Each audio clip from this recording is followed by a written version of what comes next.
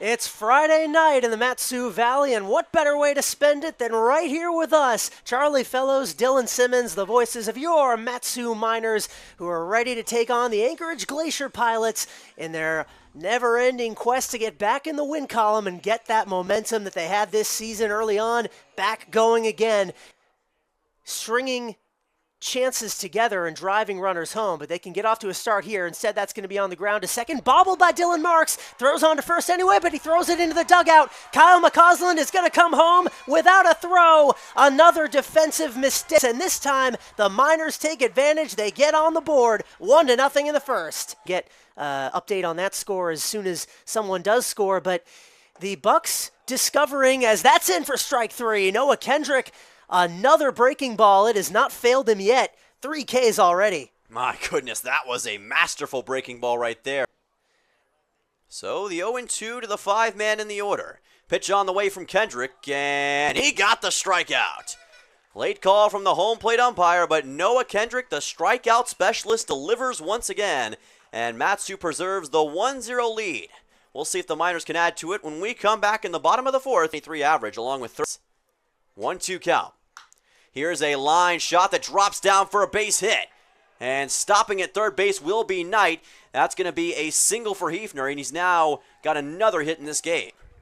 Pilots with a great opportunity to tie this game. And this is going to be a ground ball right too short. And it gets through Don Patrizzi. A run's going to score on an E6 for the Pilots. And they have tied this game at 1. As a result of not doing so, this game is now tied with the second unearned run we've seen. This is a bunt laid down by Stolga. Here's the throw to first as it's a double clutch, and the ball's going to get away, and the Pilots are going to score yet another run. They have taken the lead in a lightning-fast fashion here in the top of the 6th. Base hit if it had been a little bit to one side or the other. And here's a line shot bouncing into left field for a base hit. Kyle McCausland is in fuego today. 3 for 4, as electrifying as a power plant with a single. Couple years. 1-2 count. High fly ball deep to left field. This one gets down. Coming around is McCausland. The ball's bobbled, and McCausland is going to score. Matsu ties the game at 2. Second and still no outs for Matsu.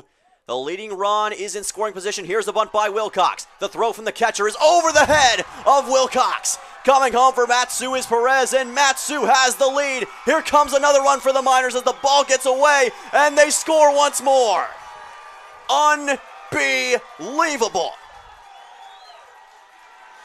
This place is exploding like Krakatoa. Themselves solidly in the third place spot in the ABL standings. Here's a line shot into left field, another base hit, and waltzing to home plate is Wilcox. RBI single time for number 2, and Matsu has a 3-run lead. What a performance for the Miners. Can we call it a double-double? We could, 3-2, and that's rock for a base hit. That'll roll down the line. Scoring easily will be Patrizzi. Now Perez is going to go for second, and he'll get there without incident. The hit train continues for the Miners, pouring it on here in the 8th. Strike. Yeah, not to get philosophical, but there's always that point in the season where a team kind of finds its way back. We might be on the verge of witnessing it. He got him!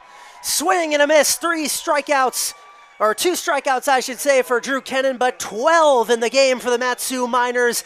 And he closes this game out, a 6-2 win for the Miners over the Glacier Pilots. And I don't think a 6-2 win ever felt so good for these fans, for these players, and quite frankly for us.